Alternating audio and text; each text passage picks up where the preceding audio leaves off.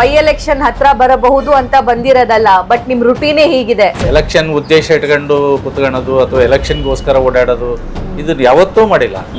95ರಲ್ಲಿ ನಾನು municipal council ಆಗಿ, ಅದಾದಮೇಲೆ 98ರಲ್ಲಿ ಮುನ್ಸಿಪಲ್ ಪ್ರೆಸಿಡೆಂಟ್ ಆದೆ. ಹಾಗಾಗಿ ಜನಗಳ ಸಂಪರ್ಕ ಅವತ್ತಿಂದ ನಿರಂತರವಾಗಿದೆ.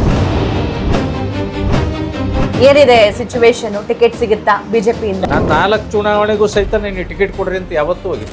99ನಲ್ಲಿ ಸುಮಾರು 1,000 ಓಟಿಂದ ಅಷ್ಟೇ ನೀವು ಸೋತಿದ್ರಿ. ಅದರಲ್ಲಿ ಕಮ್ಯುನಿಟಿ ವೈಸ್ ನಾವು ತಗೊಳ್ಳೋದಾದ್ರೆ 75,000ಕ್ಕಿಂತ ಜಾಸ್ತಿ ಮುಸ್ಲಿಂ ವೋಟರ್ಸ್ ಇದ್ದಾರೆ, 50,000ಕ್ಕಿಂತ ಜಾಸ್ತಿ ಲಿಂಗಾಯತ ವೋಟರ್ಸ್ ಇದ್ದಾರೆ, 30,000ಕ್ಕಿಂತ ಜಾಸ್ತಿ ಮರಾಠ ವೋಟರ್ಸ್ ಇದ್ದಾರೆ. ನೀವು ನನ್ನ 4 ಚುನಾವಣೆ ನೋಡ್ಕೊಂಬರ್ರಿ. ಆ 4 ಚುನಾವಣೆ ಸೋತಿರೋದು ನಾನು ಮುಸ್ಲಿಂ ಏರಿಯಾದಿಂದಲೇ. ನಾನು ಎಲ್ಲೂ ಸಹಿತ ನಮ್ಮ ಹಿಂದೂ ಏರಿಯಾದಾಗೆ ಯಾವ ಬೂತ್ನಲ್ಲೂ ಸಹಿತ ಕಾಂಗ್ರೆಸ್ಗಿಂತ ಹಿನ್ನಡೆ ಇಲ್ಲ.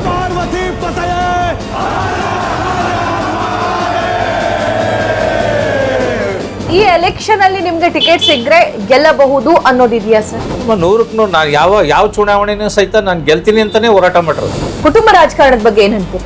ನಮ್ಮ ಕುಟುಂಬದ ರಾಜಕಾರಣ ಈಗ ನಾವು ಯಾರೂ ಸಹಿತ ಮಾತಾಡೋ ಪರಿಸ್ಥಿತಿಗಿಲ್ಲ. ಆ ಥರ ಇದೀವಿ ನಾವು. ಅಥವಾ ಪಕ್ಷಕ್ಕೆ ಎಷ್ಟೇ ನಿಷ್ಠಾವಂತಿದ್ರೂ ಸಹಿತ ಅವ್ರನ್ನ ವಿಧಾನಸಭಾ ಕಡೆಗೆ ಮೆಟ್ಲು ಕಡೆನೂ ತೋರಿಸಿಲ್ಲ ಅವರು ಕಾಂಗ್ರೆಸ್ ಪಕ್ಷ.